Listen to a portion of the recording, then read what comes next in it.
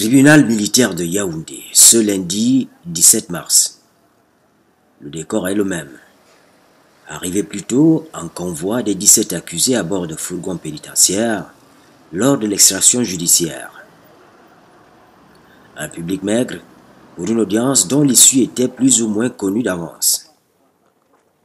Le tribunal présidé par le colonel Jacques Baudouin Missenjone, autant que les avocats de la défense et ceux de la partie civile, tout le monde est suspendu pour le moment à l'arrêt qui sera rendu par la cour d'appel du centre, confirmant ou infirmant la première décision du tribunal militaire de Yaoundé en fin d'année dernière. En réalité, vous savez que nous sommes en appel dans le cadre du jugement avant du droit qui avait été rendu le 11 novembre. Et lors du débat à la cour d'appel, la chambre d'appel a estimé que le dossier qui est monté ne contenait pas l'expédition de l'ordonnance de renvoi du juge d'instruction. Vous savez que c'est une des actes sur lesquels nous avons porté beaucoup de critiques.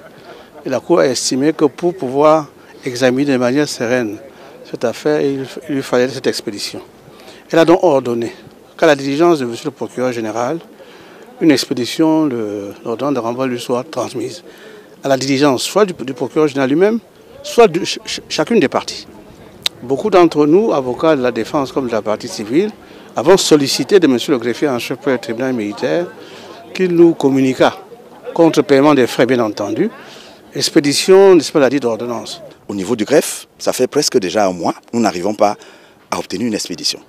Une décision de justice qui doit être délivrée à toutes les parties lorsque une de ces parties en sollicite la délivrance.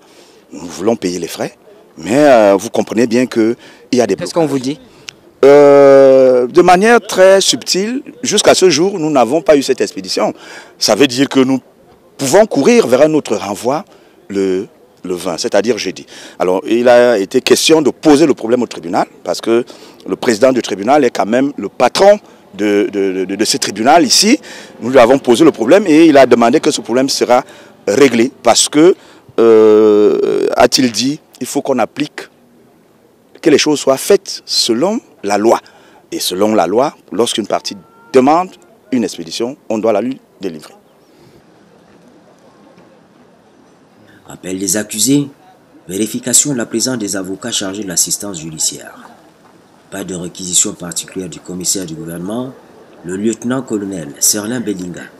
Tout allait au rythme habituel avant l'intervention de la défense de l'accusé Jean-Pierre Amougou Belinga. En regardant bien, on a bien compris que quelques instructions avaient été données pour qu'on ne nous donne pas cette expédition-là. Alors comme d'habitude, nous traitons nos affaires en justice de manière très diplomatique. On va voir le président, on discute avec le greffier, etc. Nous nous sommes dit que c'est quand même extrêmement grave. La date de l'audience, c'est dans 4 jours. Si depuis 3 jours, on n'arrive pas à obtenir cette expédition, cela veut dire que nous nous acheminons forcément vers un nouvel renvoi au niveau de la cour d'appel. C'est la raison pour laquelle nous avons fait ce qu'on appelle un incident d'audience pour expliquer au président du tribunal qu'il y a un dysfonctionnement dans son tribunal au niveau de son greffe qui refuse de nous délivrer des expéditions sollicitées conformément à la loi. Il y a eu un débat autour, vous avez suivi le débat. Et deuxièmement, la partie civile a pris la parole pour solliciter un renvoi à 6 semaines. Évidemment, nous avons repris la parole pour dire qu'en fin de compte, nous sommes pressés. Il faut que la décision tombe parce que nos clients sont en prison. Et nous ne pourrons pas demander un renvoi aussi lointain, alors même que nous ne savons pas ce que la Cour va décider. Donc, vidant sa saisine, le tribunal a tranché. D'une part, il a ordonné à ce que le greffier nous délivre, n'est-ce pas, rapidement les expéditions sollicitées. Et il s'est engagé, n'est-ce pas, à y prêter main forte pour que nous puissions avoir ces expéditions. Cette question est réglée. Pour ce qui est, n'est-ce pas, du renvoi, effectivement, le tribunal également nous a suivis en décidant de maintenir la cadence de ces renvois à 3 semaines. C'est la raison pour laquelle l'affaire a été renvoyée au 7 avril. Et nous avons une audience, comme vous le savez, le 20 mars à la cour d'appel pour régler, j'espère, définitivement les problèmes liés à la critique de l'enquête préliminaire, à la critique de l'instruction et à la critique de la décision rendue par ce tribunal en ADD le 11 novembre de cette année. Je parlais de 6 semaines, pourquoi? Parce que nous avons audience jeudi 20 mars devant la cour d'appel. Nous ne savons pas si cette affaire va être vidée ce 20 mars.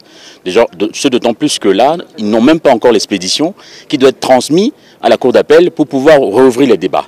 Donc il serait judicieux, effectivement, qu'il y ait un report qui tienne compte du fait que la Cour risque de ne pas rendre sa décision et le tribunal militaire risque de ne pas